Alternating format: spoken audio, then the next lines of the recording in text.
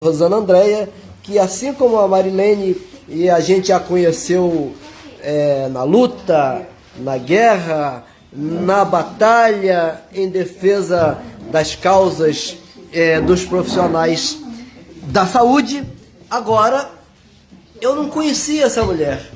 Eu não perguntei de onde ela é, eu não perguntei que ideologia ela defende, se é de direita, se é de centro, se é de esquerda. Eu não perguntei se mora em Cabo Frio, se onde mora, se é cristã, se é católica, ou se professa outra religião, ou se não professa religião nenhuma, se crê em Deus, se não crê em Deus. Eu assisti simplesmente a live dessa mulher, e que me tocou profundamente. Eu não tinha o contato dela e fui lá no Facebook, consegui me comunicar, e hoje a gente está aqui conversando com ela para falar de um vídeo que ela fez, um verdadeiro desabafo. A professora aquela pasta não veio, né, professora? A pasta não veio, mas vamos falar da pasta. Vamos falar da pasta. Ela, indignada, fez um vídeo porque um deputado, sei lá nem de onde é esse sem vergonha, mas vou tratá-lo dessa forma. O cara destratou os profissionais da educação. E a professora Rosana Andréia, ela fez um vídeo que tocou o coração das pessoas. E que hoje, inclusive, eu voltei a assistir rapidamente, pouco antes de vir para aqui, para a cafeteria, onde nós estamos conversando. E, de novo, eu fiquei emocionado, tocado com as palavras dessa mulher, com a sinceridade dessa mulher, com o oportunismo com que ela fala, com a lucidez com que ela fala sobre as questões da educação e, de modo geral, as questões sociais desse país, e falando exatamente a respeito desses 35 anos que ela atua como educadora, muito mais do que trabalha, que ela se doa aos alunos, às alunas, à comunidade escolar. Eu tenho a honra, a alegria, o contentamento de cumprimentar nesse momento a professora Rosana Andréia. Boa noite, professora. Boa noite, é um prazer estar aqui nessa live. Eu agradeço o convite. Eu na verdade não vim aqui para discutir politicagem, porque eu não faço esse perfil, né? Eu vim para falar realmente de educação e falar dessa moda que está instaurada no país de falar mal do professor, né?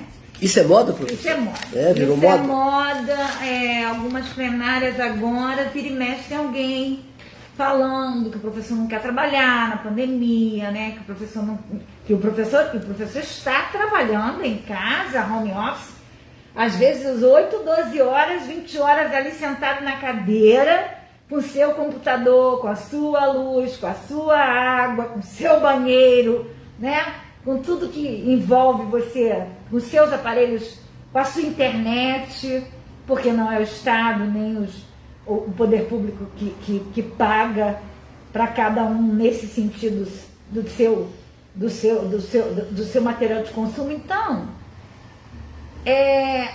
nosso país está acostumado com muita injustiça, com muita coisa errada, e eu penso que chegou a hora da gente falar, sim, mas eu também não quero ofender ninguém nem brigar com ninguém, que foi o que eu falei aqui quando eu interrompi a fala da enfermeira, da senhora que estava aqui, a Marilene Viana. A Marilene, porque tudo que nós vivemos, né, principalmente na educação, não é culpa de uma pessoa. Não é culpa de ou A ou B, ou o país, na verdade, o Brasil, vem há anos, né? São 100 anos, aí mais de 100 anos, que a nossa educação precisa alavancar e ela não alavanca principalmente por conta das questões sociais. Então, qual a razão, professora? São resolvidas. Qual a razão da educação ser tratada dessa forma? Vai alavancar. Olha só, para que você tenha uma educação, as pessoas costumam comparar o Brasil até com Finlândia, com países europeus, né? Norte europeu. Não é assim que funciona. Coreia do Sul. Com países que têm uma educação de primeiro mundo, mas que uma educação melhor, mas que também tem uma cultura, uma valorização de cultura, um olhar sobre pátria, cultura, vida social, tudo diferente da nossa. Então nós não podemos comparar também países que são assim, miudinhos, né?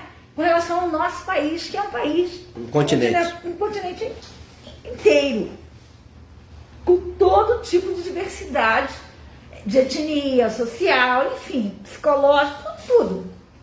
Então a gente precisa entender o seguinte, eu acho que principalmente os poderes da nossa nação, né?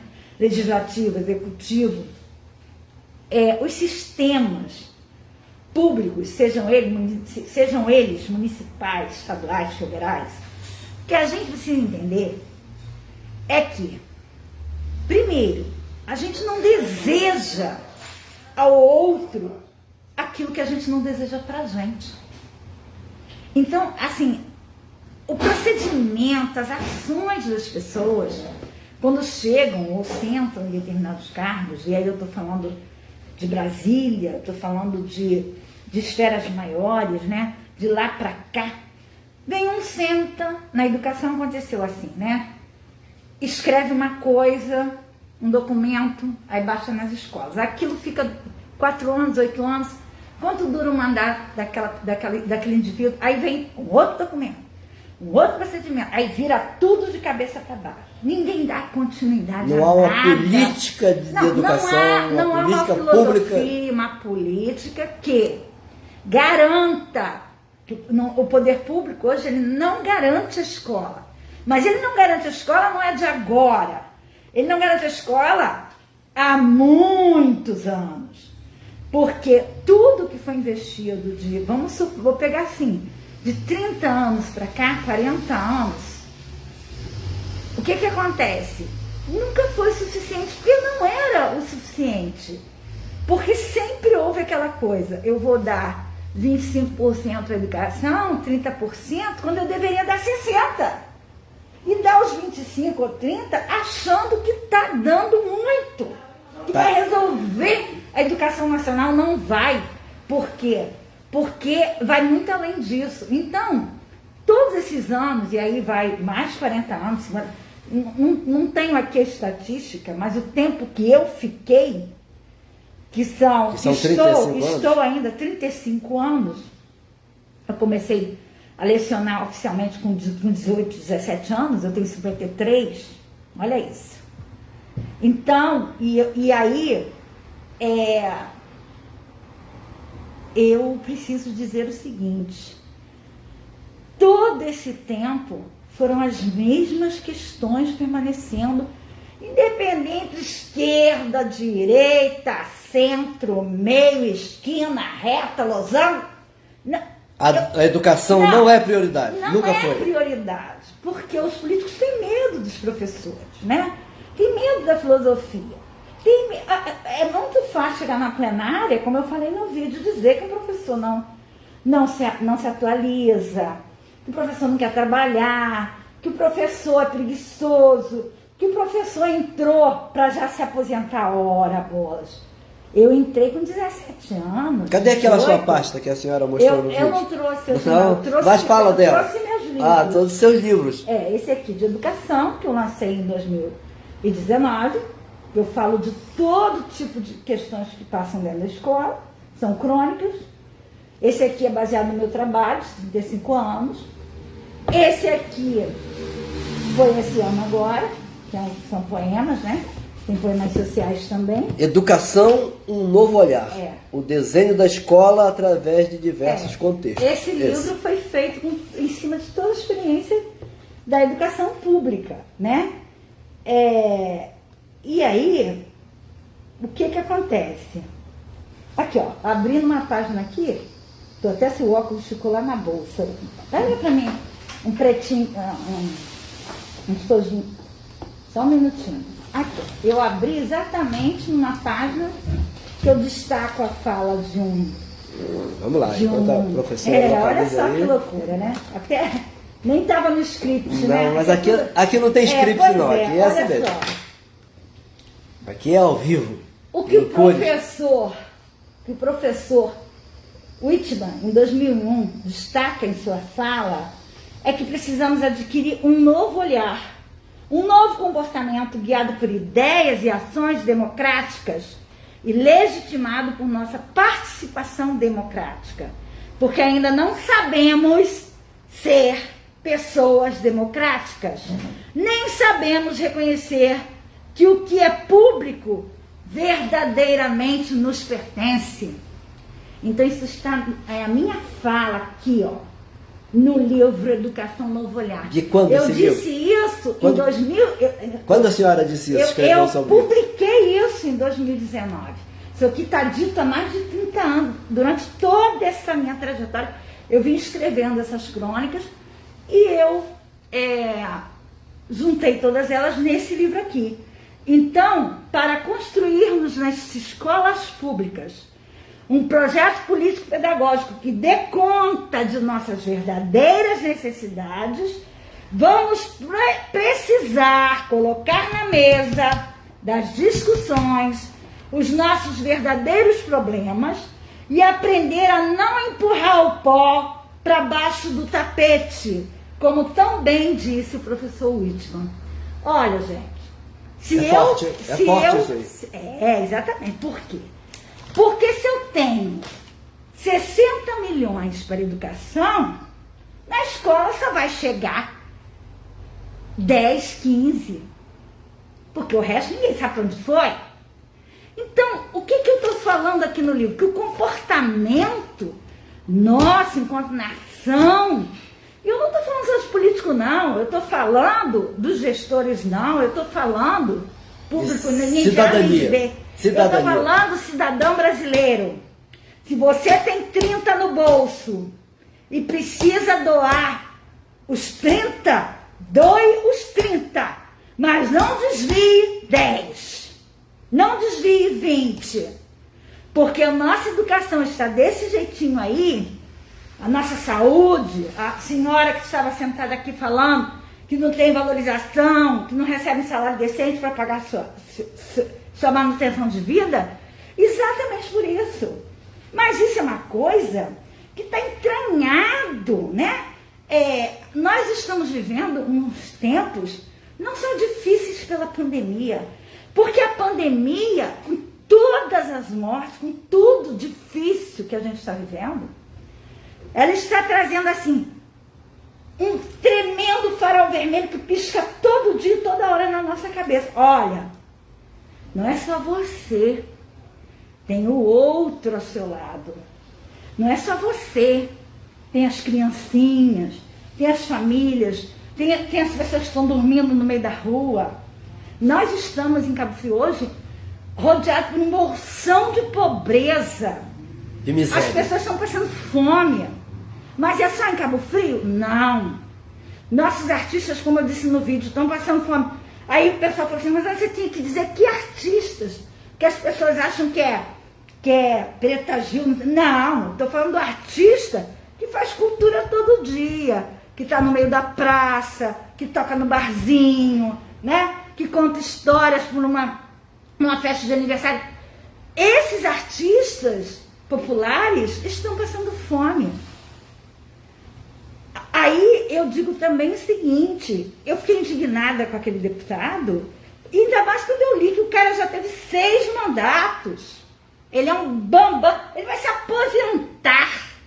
Aliás, ele já podia, né, estar aposentado com 6 mandatos. Já devia ter ido para casa há muito tempo. Ele com certeza já estaria na casa dele, ganhando, né, o dinheiro bom que ele acha que fez jus, porque é uma indecência o nosso país pagar o que paga por um deputado, por um senador.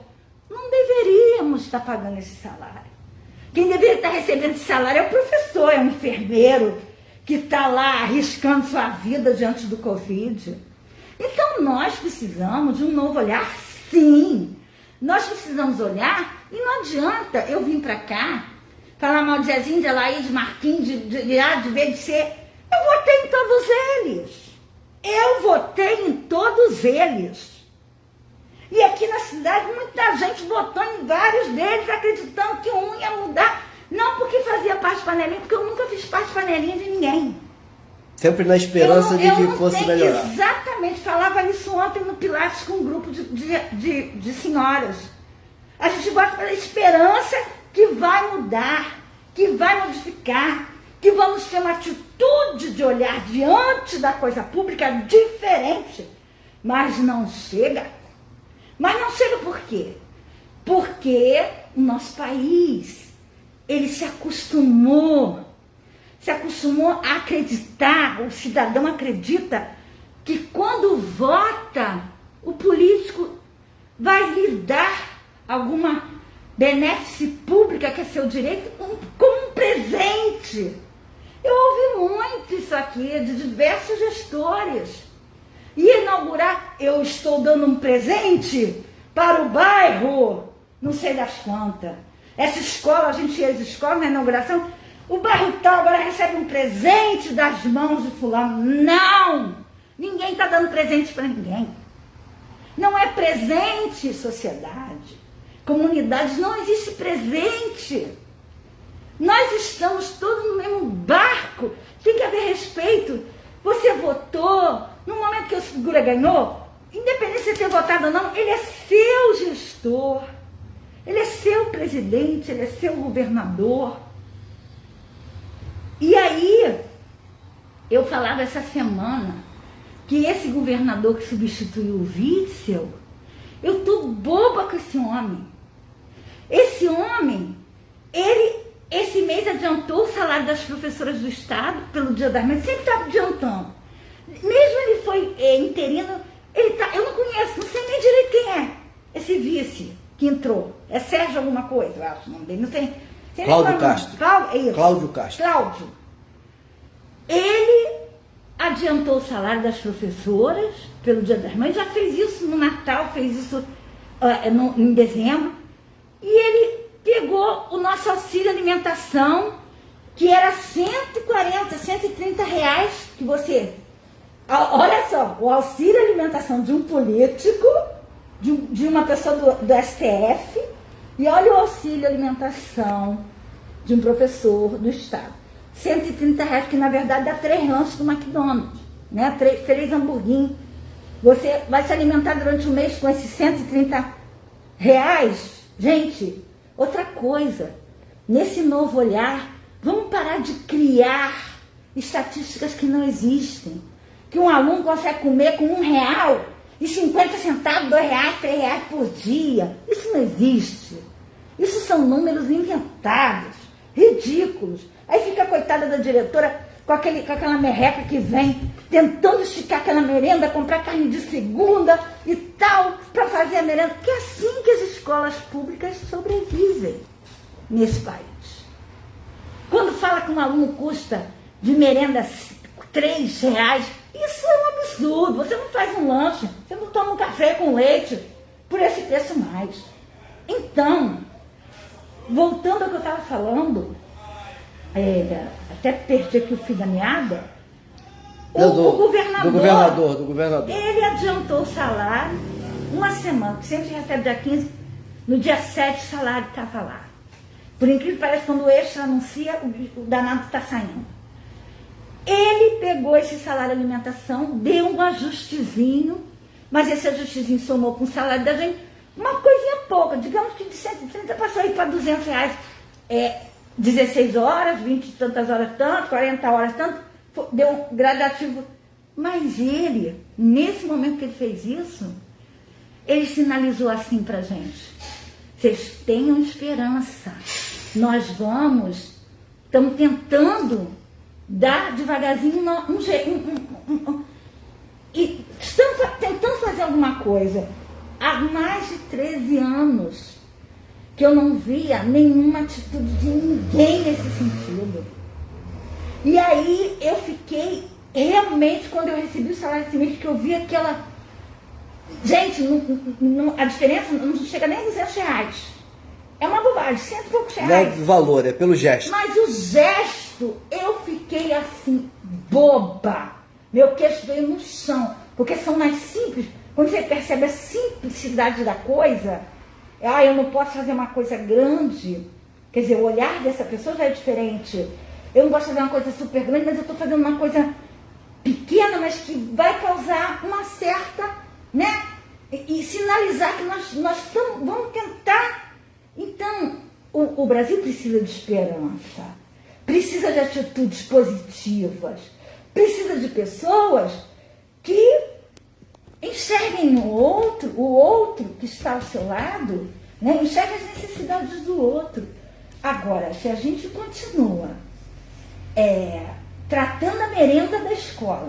Então, eu quero perguntar à senhora em relação... Veja bem, não estou falando nem de Cabo Frio, porque mas eu quero, não sei quanto. Mas eu quero perguntar à senhora em relação à volta às aulas, que é uma das questões que foi exatamente abordadas naquele seu vídeo. E aí a senhora fala de merenda também. A senhora, nesse contexto, em relação Sou contra a volta. A volta... Sou contra. Por quê? Porque o certo é ter vacina para todos. O certo é ter vacina. E aí o nosso país deu uma mancada séria com relação às vacinas. Todo mundo sabe disso. Então nós precisamos ter vacina para todos. E a senhora falava também da estrutura da escola. Hoje, para dentro da escola, eu morro. A senhora falava da estrutura da escola. Sim, eu tenho comorbidade e eu não posso. Eu tenho comorbidade. Eu estou com 53 anos, mas tenho comorbidade. Como que eu vou dar aula presencial com criança pulando em cima de mim? Com Covid? Não tem condição. Eu estou falando por mim. Então, e o professor público está trabalhando em casa, se acabando, como eu falei, tentando catar aluno pelas redes da internet, porque nem isso as famílias conseguem fazer, colocar seus filhos diante do computador para ter suas aulas. Outra coisa, as aulas, a educação pública sempre foi um bem preciosíssimo. As pessoas dizem, é ruim. Não é ruim, não. Está ruim por hoje. Nem ruim. Está com problemas, eu digo isso, com problemas, porque se faz o que se pode com o que se tem. Eu sou fruto da escola pública. Eu estudei na escola pública desde os meus 7 anos de idade. Eu tenho 50, eu fiz pós-graduação na universidade pública. Eu não pagava pela minha pós-graduação, eu pagava pelo ônibus nenhum que me levava até o Rio. Eu fiz na UFRJ, que hoje está lá. Um orçamento baixíssimo, em crise. Então, gente, não venham dizer que a escola pública... O cara vai para a escola particular estudar porque ele quer passar para a universidade pública. Ele não quer ir para a escola, para a universidade particular. Então, vamos parar para pensar como eu falei ali no livro. Pensar direitinho o que a gente está empurrando para debaixo do tapete. O professor não quer estar na escola hoje, trabalhando presencialmente, porque ele vê que não tem condição. Eu trabalhei em escolas aqui na nossa região, estado, prefeitura nem tanto, mas estado, que não tinham água. No chefe que eu trabalho, de vez em quando falta água. Do nada, de repente a água não entra, uma confusão danada, com SEDAI, com isso, com aquilo.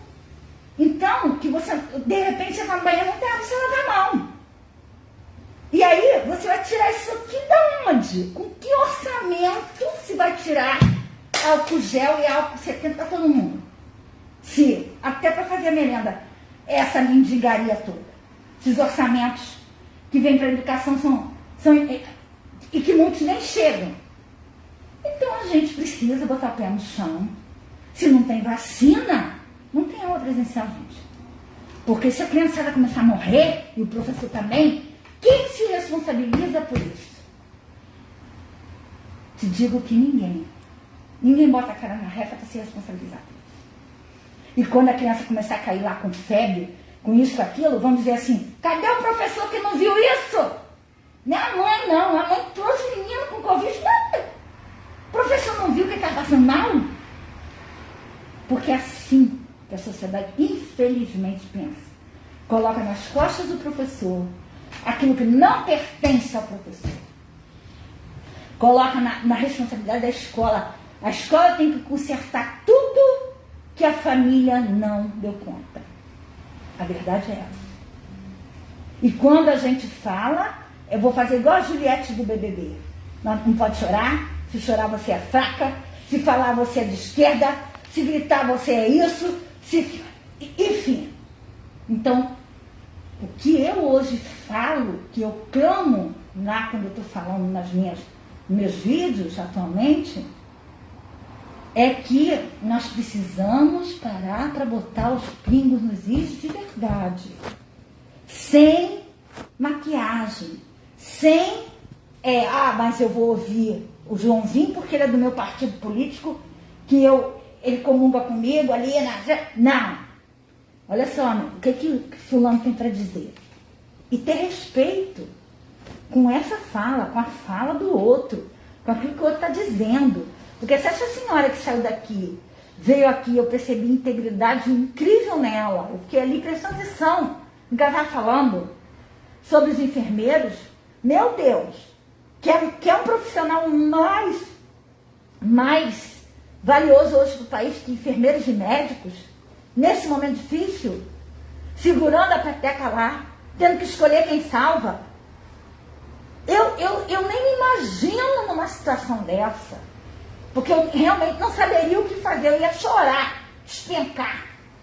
Então, quando você se coloca no lugar do outro, mas fulano é funcionário público, o jargão, né, senhor?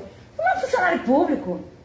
Ganha tem bem. Dinheiro, ganha bem, está com a vida estabilizada. Tá com mas não boa sabe que sombra. o salário do cara está desde 2015 numa gangorra e que está endividado até a alma porque não conseguia nem pagar imposto de renda direito, porque o salário não saía em dia. E eu te pergunto, quem se responsabilizou pelos impostos de renda da maioria desses profissionais que desde 2015 estão nessa gangorra? Ninguém. Você sabe o que isso sinaliza para mim? Falta de respeito. Falta de que o cidadão brasileiro, independente da posição que ele esteja, de professor, de gestor, de prefeito, de governador, de presidente do país, precisa ter mais humanidade. Não quero para mim, não quero para o outro. Isso é empatia? Isso é. Se eu não vou, eu tenho 60 mil, então eu vou dividir. O que eu tenho que fazer com 60 mil? É para educação? Então vai para educação. Mas eu não tiro R$1 para comprar água para o meu amiguinho. É isso que a gente precisa nesse país. A gente precisa de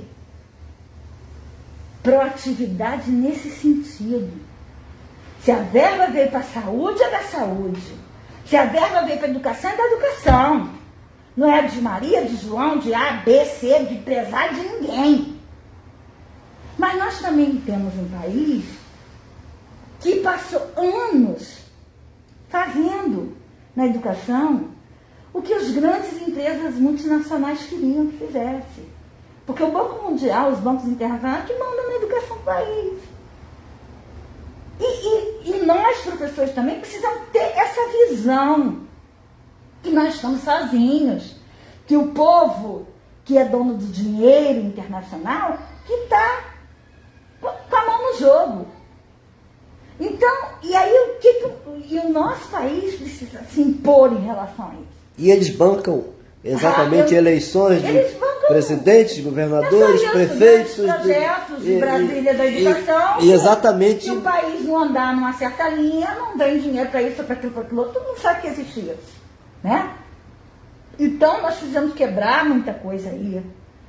E aí, não é a questão que eu estou falando de petista, direita, centro, isso é a roda do jogo. E quando eu lembro perfeitamente quando eu estava no mestrado que eu fiz aqui em Cabo Frio, 2 anos de mestrado, de um projeto belíssimo que existia da prefeitura, estava começando a existir da prefeitura com a UFRJ. Esse projeto morreu porque os cabeças morreram naquela ocasião.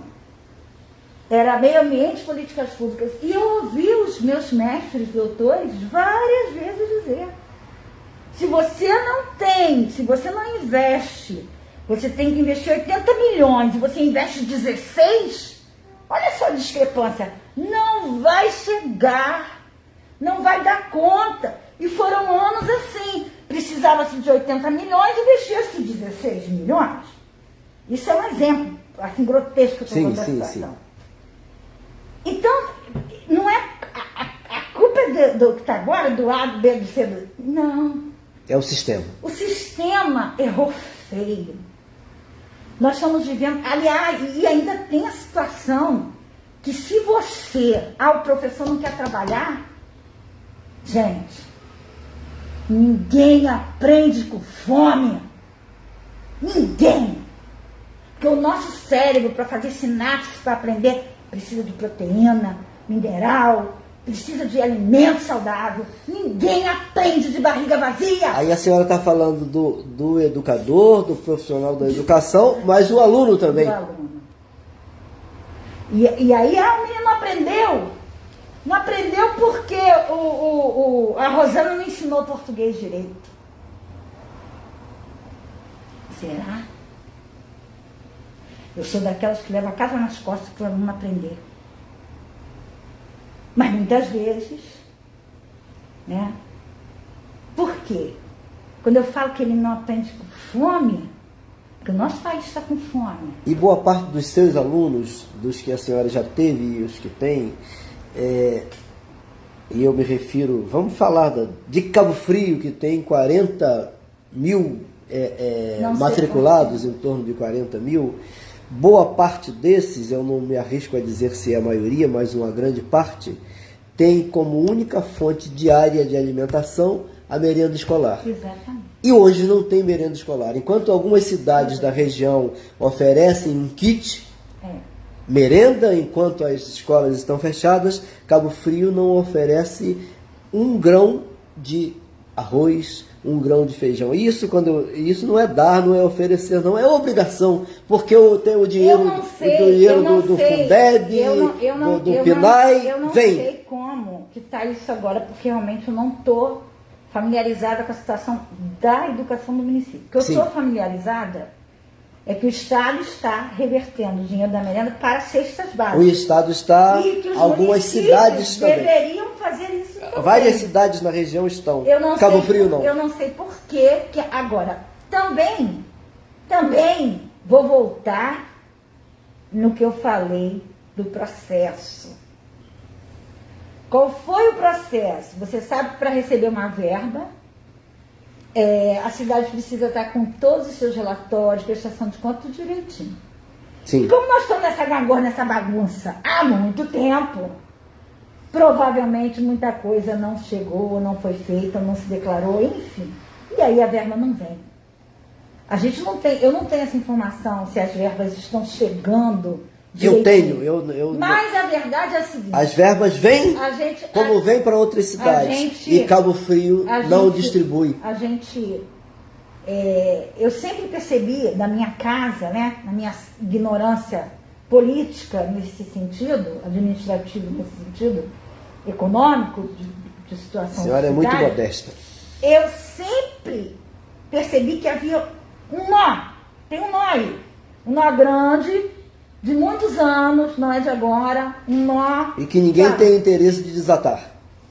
Não sei nem se é a questão de interesse. Eu acho que algumas questões, às vezes quando você vai mexer, o ninho de abelha é tão grande que de repente, não sei. Deixa por aí, melhor deixar quieto. Então, eu não sei se é isso, mas não estou também justificando, não é aquilo. Assim, é injustificável, né? A impressão que a gente tem da casa da gente como cidadão esse nó que virou a cidade, nesse sentido, eu não estou falando nem do prefeito atual, porque como eu falei, eu votei como a Marilene, votei nele também, né? Estou aguardando, porque eu acho que é justo aguardar, né? Vamos aguardar, vamos ver. A gente aguardou do outro 2 anos.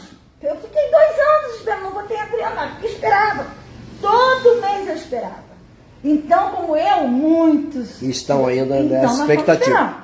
Então, assim, e não se sai, a gente sabe que não se sai desse ninho maluco, desse nó, desse novelo mal enrolado, de uma hora para outra. Então, como ela falou, já tem um avanço do pagamento que está saindo com mais normalidade, porque a gente nem conseguia. Eu cheguei a ficar 4 meses.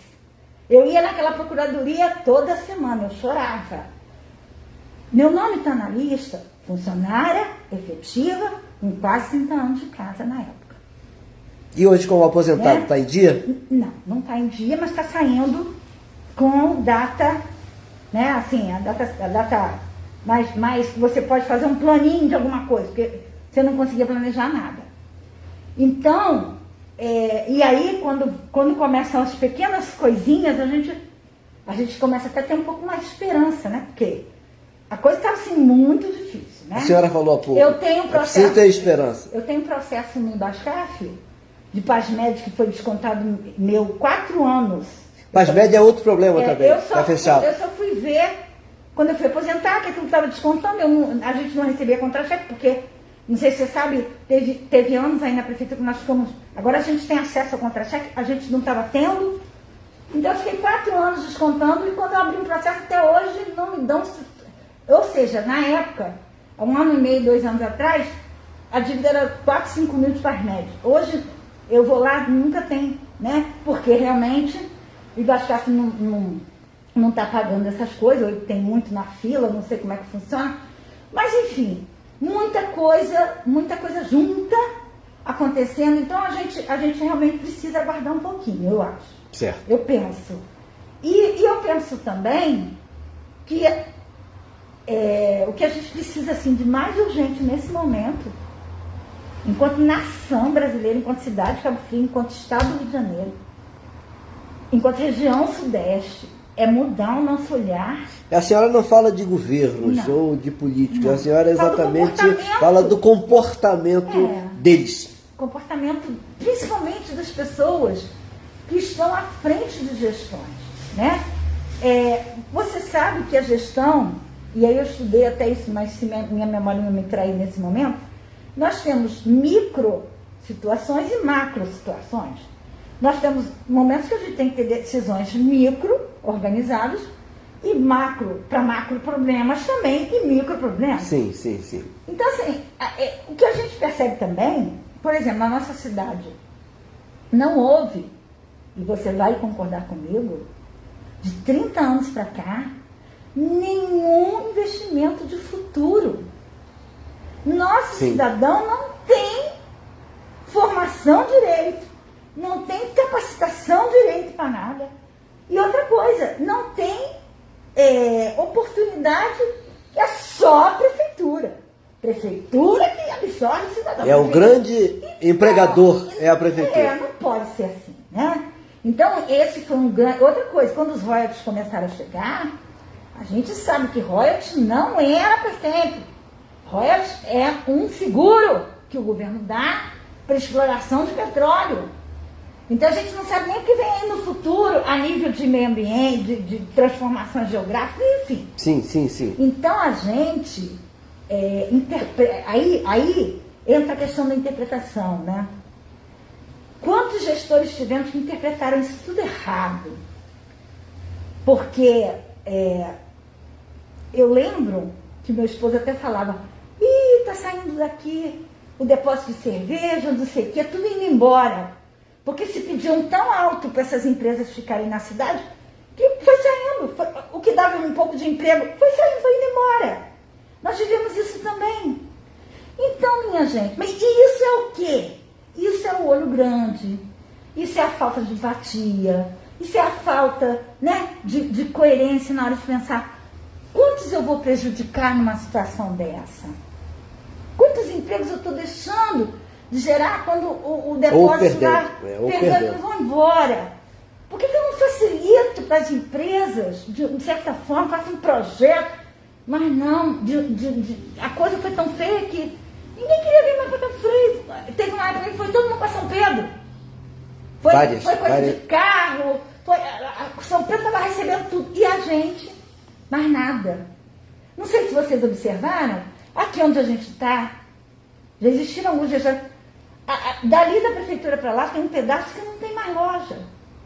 O centro está mudando. Essa é uma coisa a ser observada. Muitas lojas fecharam. O centro gastronômico, que era aqui na Lagoa, agora é lá na Porto Alegre, que é popular. Na Passagem é para mais ou menos. No Portinho, nós temos isso. Então, assim, outra coisa, nós temos uma lagoa maravilhosa. Eu moro perto da lagoa. O povo agora, as famílias nessa pandemia, a lagoa tem salvado muito o mental das crianças, que os pais vão para lá, ficando no final de tarde, já viu ali o movimento que sai, até aula de jiu-jitsu. Parece ter um parque americano. Quando você passa na lagoa, a calçada da lagoa, há anos, não é de agora, esburacada. Aquela pista ali já está toda esburacada, né? A beira da lagoa, você não vê uma arrumação. Um cuidado. Não vê, né? Não vê. Então, assim, outra coisa também, passaram-se anos soltando fogos lá na Praia do Forte no 31 de dezembro, e o pessoal da lagoa lá não tinha fogos. As pessoas soltavam do seu particular, quando poderia ser um lugar que também soltaria seus fogos para escoar essa gente toda que ia para a praia. Então, assim, as visões, às vezes eu paro para pensar e falo assim, meu Deus, por que o Nordeste tem um turismo mais organizado? Simplinho. É uma plaquinha que bota ali, é um negocinho aqui, Aqui nós não conseguimos nem nos organizar nesses anos todos, todo mundo batendo cabeça. Não consegue se organizar com o turismo da cidade. Não consegue ter pontos, né, com uma pessoa recebendo uma camisetinha, bem-vindo a Cabo Frio. Não consegue. E é muito mais, professora, por falta de planejamento, de organização, do que propriamente de dinheiro, né? Dessa questão, de visão mesmo. Do olhar. Do olhar. Nós temos que mudar o nosso olhar. Nós temos que mudar, né?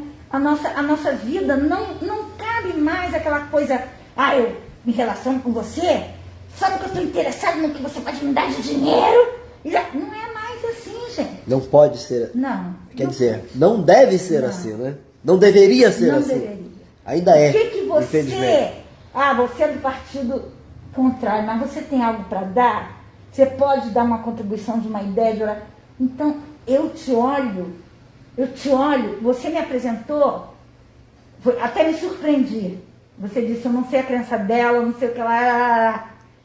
Eu te olho pela possibilidade de algo bom que você tem para me oferecer. Eu não te olho como uma caixa, um cofre cheio de dólares. Eu não te olho assim. Cifras na testa. Eu te olho como alguém que é um ser humano que está ali e pode colaborar. Porque essa cidade hoje, esse estado, esse Brasil, precisa de colaboradores. E só se vai mudar dessa forma, né, professora? Só. Com essa visão. Não existe outro jeito. Ou eu me uno a você, sabe? Eu acho válidas as suas lutas, respeito. Mas nesse momento, o que nós precisamos enquanto cidadãos, porque eu me considero acima de tudo, independente de ser professora, escritora, cidadã, mãe. Eu quero que meus filhos tenham possibilidade de vida, de sobrevida. Eu tenho uma filha de 26 e um filho de 25. Ele é professor, como eu. Ela é advogada.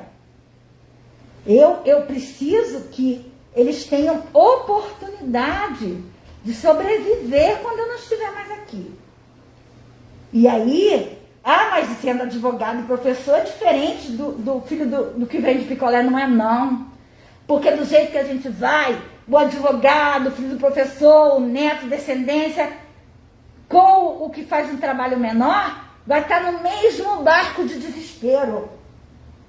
Nós precisamos pensar nisso. O quê? Porque nós precisamos oferecer oportunidade para todos. E aí, mas aí independente de questão ideológica, política, partidária, religiosa, é o bem comum. O diferente sempre vai existir, a crítica sempre vai existir. Eu não gostar do sorvete que você gosta, você não é obrigado a gostar do mesmo sorvete que eu gosto. Mas nós somos obrigados, sim. Nós temos o dever de nos respeitar. Tolerância, respeito. De somar, de acrescentar, de produzir, de tentar botar a mão na massa. O problema é do prefeito José Bonifácio. Não! É de Alair Marquinhos, a torcida do Flamengo. Não, o problema é de todos nós. O problema é nosso. Nós estamos vivendo o problema. Vejam bem, eu fiquei 35 anos na Secretaria de Educação. Teve momentos importantíssimos que fomos referência para o Estado. Hoje não somos mais. E aí, esses 35 anos que eu via mais de perto algumas coisas que estavam acontecendo à minha volta, o que nós temos hoje de hospitais, de condições de saúde, de educação, só regredimos, de habitação, né? De condição de dizer ao nosso jovem que ele vai ter que ele pode estudar para trabalhar numa situação aqui dentro da cidade, porque não se investiu no futuro de ninguém. Meia dúzia encheu, a gente sabe disso, encheu os bolsos e a sociedade ficou. E a mesma dificuldade que o filho do vendedor de picolé está passando, o meu também pode vir a passar. Porque eu já tive dias que eu tinha um tomate na geladeira por conta dessa questão do pagamento aí. Mas a senhora trabalha no Estado também. Mas estava complicado. Na época, meu esposo tinha fechado o comércio dele. Eu tive um tomate. E o meu pai entrou com uma cesta de verduras na minha casa. Que eu cheguei a chorar, porque eu nunca tinha passado por aquilo. Então, não pense que a dor bate só na porta de quem tem dificuldade econômica, não. A dificuldade econômica, estou dizendo, da miséria. A dor bate na porta de todos. Porque quando ela vem para todos. E o Covid está mostrando isso. Não vai só o rico, vai o pobre, vai o rico, vai o mediano, vai todo mundo. E nós estamos pensando o quê nesse momento? Eu pergunto ao Brasil hoje. Eu sempre quando me apresento, eu digo, Rosana Andréa, de Cabo Frio, Rio de Janeiro, Brasil, América do Sul. O que nós estamos pensando? Que país é esse? Não, nem faça essa pergunta. Quem somos nós nesse país? O que nós estamos fazendo para esse país melhorar? Qual é a sua contribuição, Joãozinho, Maria, Chiquinha, Rosana, Dirley? É isso. Não dá mais para ficar achando que não é comigo, que não é com a gente. Ou então que o problema é só do prefeito, é só do governador, é só... Não. Todos nós temos parte nisso. E aí, quando a gente vê, né, essa quantidade de pessoas dormindo no meio da rua, isso me incomoda. Nossa, você não tem noção. Minha vontade de fazer uma sopa para trazer, mas eu ainda não consegui como articular isso. Porque as pessoas estão com fome. Mês passado, lá em casa, a gente se juntou a campanha em Cabo Frio Solidário, estamos nos juntando, catando aqui, botei um anúncio no condomínio, no grupo lá. Gente, vamos quem tiver coisa para doar, doa 1 quilo de alimento, a gente vai chegar, vai levar, porque as pessoas estão com fome. Na minha família mesmo, vários desempregados, porque eu tenho uma parte da minha família aqui, outra parte no Arraial do Cabo. Meu pai e minha mãe moram no Arraial do Cabo. Meu pai foi funcionário da Alpres durante... Eu nasci aqui. Então eu conheço Cabo Frio. Alma na mão. E sei exatamente onde descarrilhou. Não precisa ser expert em educação para saber. Nem em... Sabe, tem determinadas coisas realmente eu não sei. É como eu falei. onde o nó realmente rodou, a gente ainda não tem essa percepção. Mas que rodou, onde a rodana emperrou, ela emperrou. Ela emperrou feio. Mas não é porque ela emperrou que a gente vai ficar nesse discurso também. Foi fulano, foi A, foi B, foi C, foi pá. Chega de... Como resolver? Essa é a questão. E como resolver é exatamente com a participação de todos. Vamos nos unir, né? Vamos ser solidários à fala da Marilene, dos profissionais. Eu estou aqui, agora essa mulher está falando porque ela é do CEP. Eu sou do CEP como todo mundo é. Eu sou filiada. Ano passado eu fui para a Rua de Bengala, quando estava o Adriano. Antes da pandemia, né? Foi até durante a pandemia que a gente não tinha salário, não vinha o salário mais. E eu fui de bengala toda tarde, porque eu tenho problema sério de coluna, às vezes eu estou de bengala. E eu fui. Entendeu? Eu fui. E o Zezinho estava lá. Tinha várias pessoas que eu conheço lá, sendo solidários. Então, assim, a gente precisa, nesse momento, perceber que nós precisamos um dos outros. Nós precisamos um dos outros. Porque um galo não tece amanhã sozinho. Não tece. Já dizia um grande literato. Não tece mesmo. Enquanto o nosso país viver esse sistema de corrupção terrível, né? Essa coisa que eu já falei, cada um olha para si, seu individual, o que pode ganhar com aquilo, tem dinheiro para jogar. Gente, às vezes eu fico me perguntando o que um jogador de futebol vai fazer com tanto dinheiro, porque ele vai morrer e não vai conseguir gastar isso tudo. E o coitado profissional de educação que estuda, eu estudei a vida inteira. Comecei a estudar com 6 anos de idade, nunca parei. Estou há 53 anos estudando. E aí eu me pergunto... A senhora disse que... Eu observei numa das frases emblemáticas, e várias que a senhora disse, no seu vídeo a senhora diz que não dá para passar conhecimento sem ter conhecimento. Ou seja, o profissional da educação e qualquer outro profissional que se preze, que queira fazer o melhor, não pode parar de estudar, de pesquisar, de ir na busca do conhecimento. E educação custa dinheiro, gente. Não é de graça. Não dá em árvore, como todo mundo pensa, que qualquer um vai ali dar aulinha. Não existe isso. Isso é uma utopia. Educação custa dinheiro. Manter o menino na escola custa aos bolsos do governo, sim. Custa ao Ministério da Educação, custa. Porque educação é uma coisa cara, não é barata. Um lápis, um caderno, nada disso é barato. As condições que você precisa não são baratas, são conquistadas. E aí eu vou até te lembrar uma coisa, você falou nisso, realmente não dá para fazer um bom trabalho sem ter conhecimento. Quem trabalha bem na educação é porque busca conhecimento, porque entende que tem que estar sempre buscando conhecimento. E outra coisa, minha gente, eu quando estava na Ferlagos, Rui Capdeville, deve ter sido seu professor, não sei se você conheceu. Meu amigo querido. Rui dizia uma coisa, ele disse uma coisa numa noite que eu nunca esqueci. Foi mais ou menos assim: se você tem conhecimento,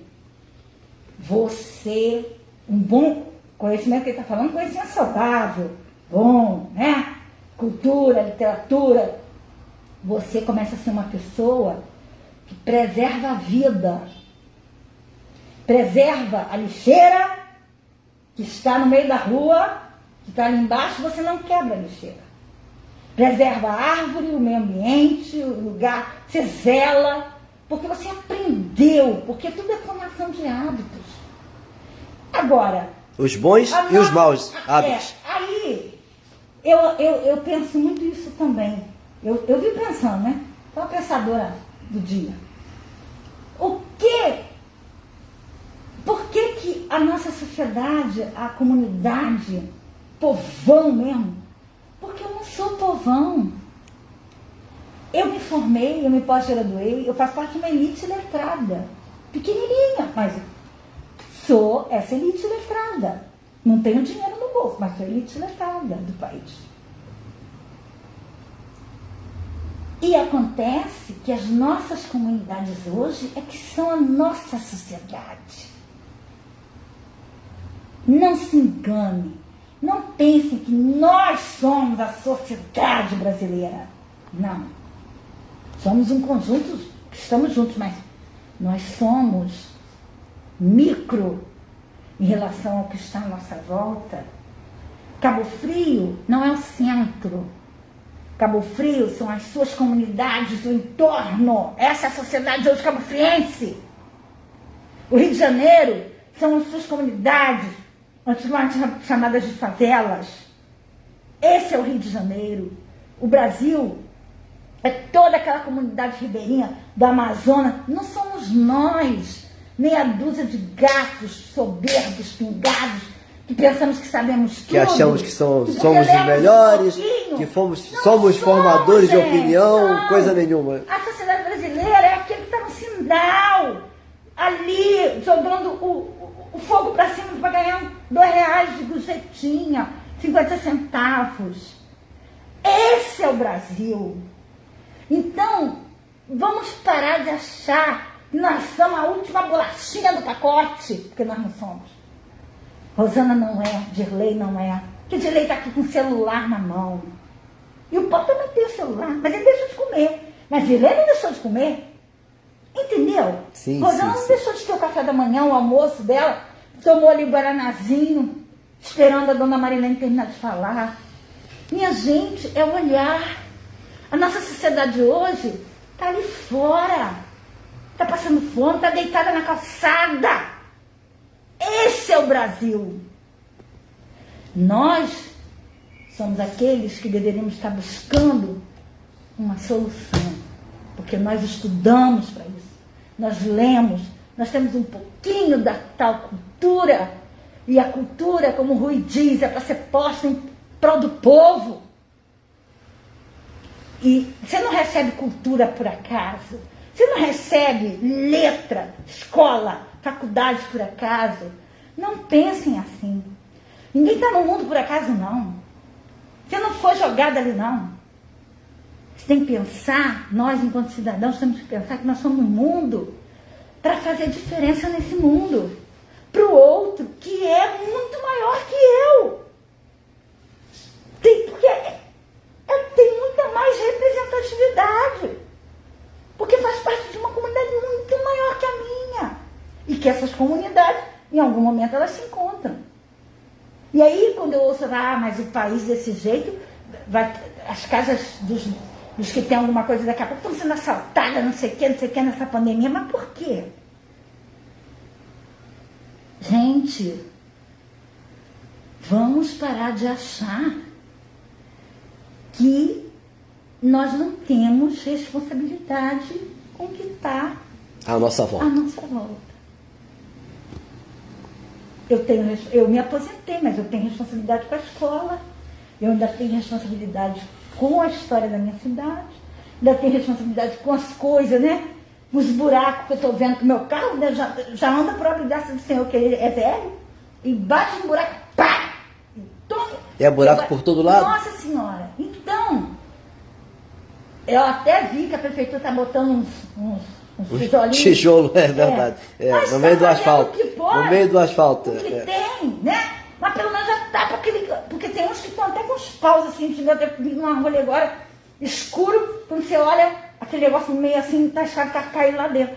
Então, tem carros caindo. A gente precisa entender que já passou da hora de sermos um pouquinho o outro. E quando eu falo isso eu me emociono, porque é muito difícil ver as pessoas se degladiando por causa de política, se degladiando por quem ganha mais, ganha menos, ganha isso, ganha aquilo. Poder. Exatamente. Pelo poder. Pelo poder. O poder hoje, gente, não representa nada nesse país, nada. A vida representa. A gente precisa salvar os nossos. Por isso que eu falei, não tem vacina. Tem que ter vacina para todos. Essa é uma luta hoje. Se o Brasil não tivesse com a metade da população vacinada, a gente não estava do jeito que a gente está. Sem saber se vem terceira onda, se não vem terceira onda. Não é terceira onda, não. É a mesma onda, gente. Porque nós estamos lá. Eu saio da academia, às vezes eu vou na academia fazer zumba, que eu tenho que mexer com a questão da obesidade. Quando eu passo em frente ao shopping, 7 horas que estão voltando da academia, quarta, quinta-feira, cheio de jovens. 15, 16, 20 anos, uns barzinhos que abriram ali agora no meio da rua, aquele monte de 50 sem máscara, sem nada. Onde estão essas famílias que não veem seus jovens saindo sem máscara? Onde está a sociedade? Os fiscais de posturas deveriam estar ali. Nessa hora, dizendo assim, sem máscara você não fica aqui não. Você toma até sua cerveja e volta para casa. Tem que haver uma ação, mas são muitos. Você passa nos bares, é muita gente. Os da Porto Alegre agora deu uma moralizadazinha na questão das mesas. Porque eu passo ali de carro, eu vejo, eu moro em frente, tem tudo, eu vejo. Então, assim, aquele monte de jovens embolados em cima do outro. Aí, quando um jovem morre, a culpa é de A, de B, de C? Não, mas também não tinha uma campanha conscientizadora de nada. Você não vê, você vê algumas coisas na televisão do governo federal, mas também esporadicamente. Quando, na verdade, em plena pandemia, a gente tinha que estar com placas, pintar, use máscara, use máscara, use máscara, use álcool gel, lave sua mão, blá, blá, blá, blá, blá, a cada 50 metros. Até o povo se convencer de que precisa, senão vai morrer. Então, gente, é isso. Então a palavra de ordem é solidariedade e empatia. Isso, precisa de dinheiro para fazer essas placas. Se cada um doar um pedaço de madeira velha que às vezes tem em casa, de um móvel que já despencou, papapá, você passa a tinta branca e pinta uma placa. Como a Marilene Viana veio com o filho dela aqui e trouxe um cartaz feito à mão. Feito à mão. Feito à mão. Então a gente está num momento da vida da gente que a gente precisa buscar soluções simples, práticas, rápidas, e elas existem, e comungar com todas essas soluções. Não cabe mais, porque o fulano... Outra coisa, precisamos de pessoas especializadas? Claro que precisamos, mas precisamos também do outro que pode doar, como eu falei, um pedaço de madeira para fazer a placa, para dizer, olha, use máscara, ir lá na frente do shopping, para aquela criançada lá não fazer o que está fazendo. Porque para mim, pode ter até 30 anos, mas é criança, precisa ter 3. Então, minha gente, nós precisamos parar, como eu falei aqui, que eu li do livro, né? De colocar as situações que realmente importam para debaixo do tapete. E aí fica aqui o meu recado para os gestores nacionais, de uma maneira geral. Não vamos fazer grandes projetos mirabolantes de milhões. Nada disso importa agora. Vamos centrar na saúde, na educação do povo, na alimentação. Porque é isso que as pessoas... Saúde, educação e alimentação. Esse é o tripé para mudar a vida da nação, do povo. Para começar a ter esperança. Aí, quando você tiver com a barriguinha cheia, com tudo direitinho, com a possibilidade de emprego, você já começa a pensar em pagar suas dívidas, né? A pagar o imposto que ficou pendurado do IPTU, Então, porque é um ciclo. Nós vivemos em comunidade, sociedade. Não é isso? É isso aí. Nosso habitat é o mesmo da população de Cabo Frio. Professora Rosana Andréia. Sou eu. Já vamos para mais de 1 hora de conversa. Meu Deus, a gente falou aí aqui. E é bom conversar com mulheres assim, antenadas, com gente inteligente, com gente culta, com gente que tem o prazer a determinação de acumular conhecimento, porque aí quem está do lado daqui não precisa se preocupar em perguntar nada, ela fala tudo. E tem gente assistindo, e tem gente compartilhando, e a senhora pode ter certeza que essa entrevista ela está sendo um marco, porque a senhora está abrindo o seu coração, como poucas pessoas, falando exatamente o que sente do fundo do coração, como foi o seu vídeo e que tocou o coração e continua tocando o coração de tanta gente. Professora, obrigado por sua participação aqui, mas antes de encerrar, eu quero que a senhora fale dos outros livros. A senhora só falou do primeiro. Não, o primeiro foi esse. Então, Ressaca foi o segundo. Não, Ressaca é o último. Não, mas a senhora apresentou aqui o... Então vamos lá. Esse foi o primeiro. Vamos lá. Fala sobre violência contra a mulher. Violência contra a mulher, nada mais... Esse livro já saiu até do país, já participou de vários concursos literários internacionais. E nada mais atual... Confissões de Leila Márcia, fala sobre abuso emocional, né? Violência... Enfim. Confissões de Leila Márcia. Eu fui a primeira autora a falar disso aqui na região, né? Não tinha visto um trabalho desse. E o segundo foi em 2017, esse aqui. São poemas ao vento, que eu fiz os desenhos, fica a capa do livro, né? Eu pinto minha tudo. De grafite, carvão. E aí, esse livro, essa capa é feita em aquarela. É um livro muito significativo. Eu lancei ele até na casa da Lélia Paranhos, ela cedeu a casa na época, minha amiga maravilhosa. Lélia é uma amiga querida. E Rosana Andréa, Poemas ao Vento. Isso em 2017, 2015. 2017. E aí depois, quando foi em 2019... Veio a Ressaca. Não? Desculpa. Em 2019 veio Educação. Um novo olhar. Depois de 2019, Educação. Eu peguei todos os escritos que eu tinha escrito para as universidades, para a pós-graduação, para o meu trabalho, para a CENE, coisas que eu tinha escrito na Ferlaz, enfim, botei tudo aqui. Né? Aqui eu falo de educação infantil, eu falo de gestão, projeto pedagógico, desafio cotidiano do trabalho coletivo. Falo de coletividade, são crônicas. A maioria dos meus amigos que leram gostaram muito.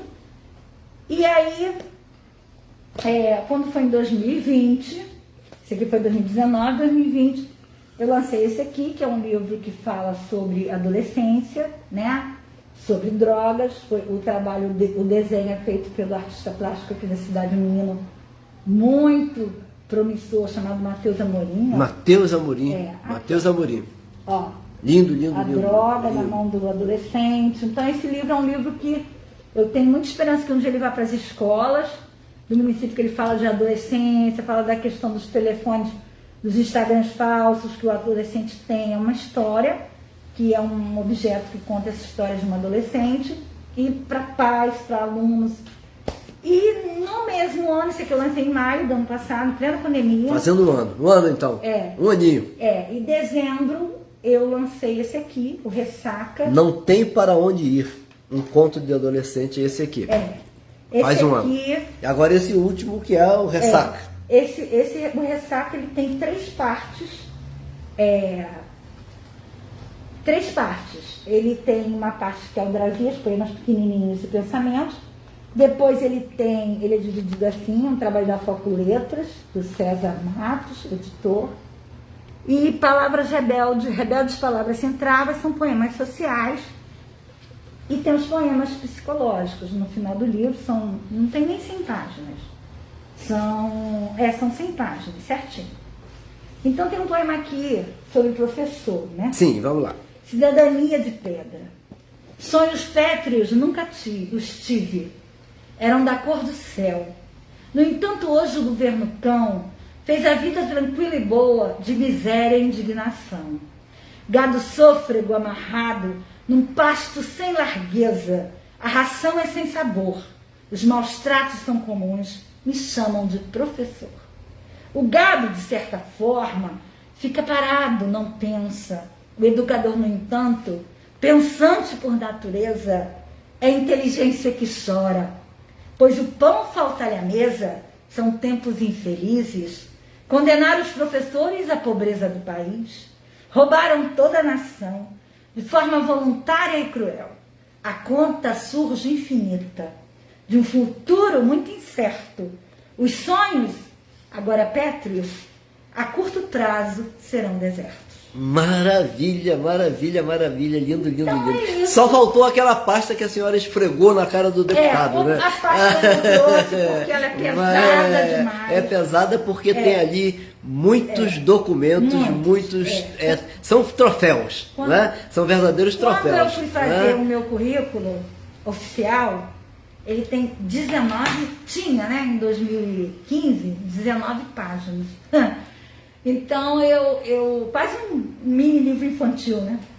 Então, eu na época, eu levei até um susto, porque eu realmente fui uma professora que eu fiz tudo Não que parou no existia. tempo. Não parava Não parou. um minuto, fazia mil coisas ao mesmo tempo. Se qualificou, se especializou. Me qualifiquei, trabalhei, ralei, dei comida à criança na escola, tirei do bolso, gastei o salário inteiro dentro da escola, enfim.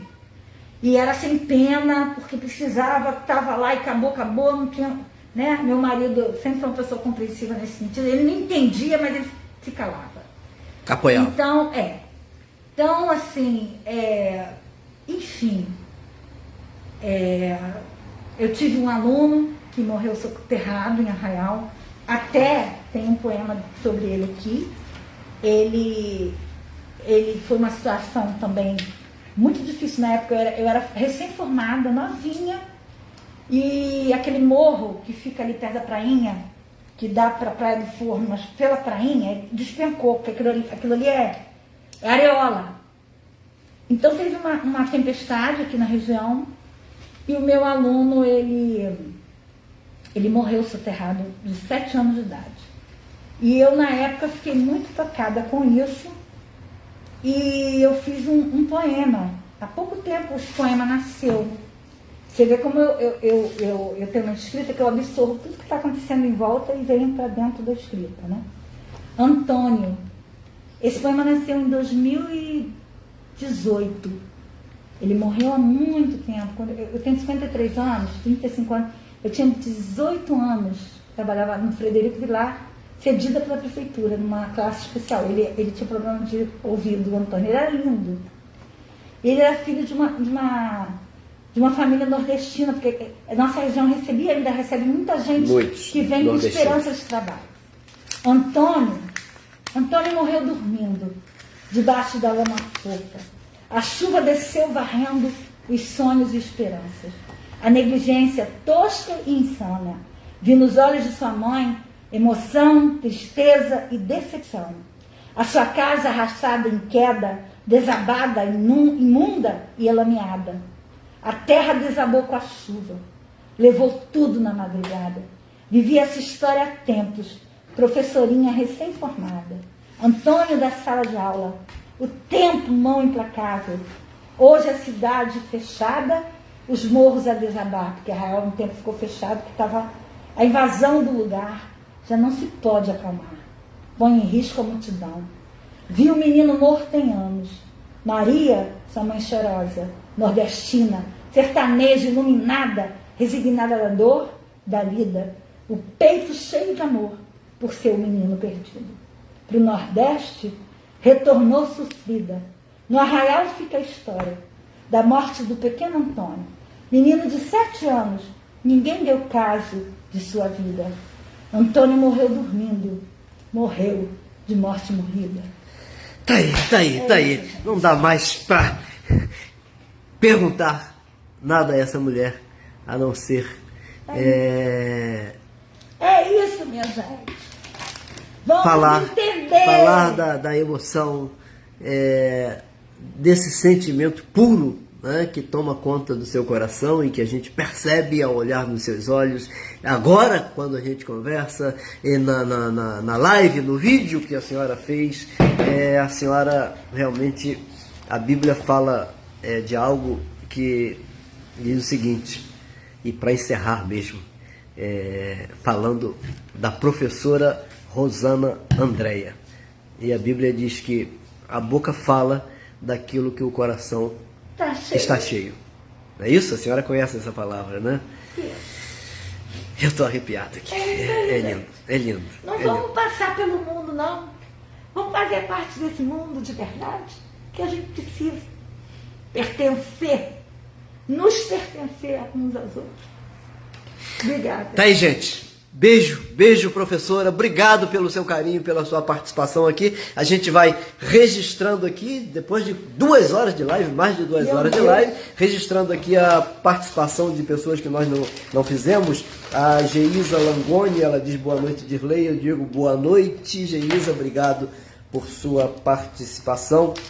A Maria Joana Gonçalves Araguti, boa noite, amigo Dirley Pereira. Boa noite, amiga Maria Joana Gonçalves Araguti.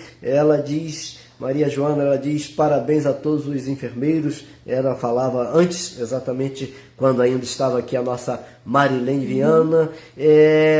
O empresário Dalmont Freire, ele fala boa noite, meu amigo Dirley.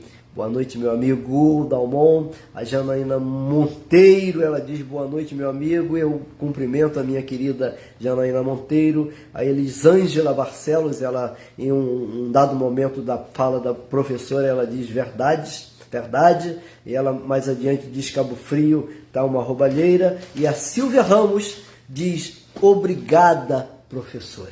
Tá aí.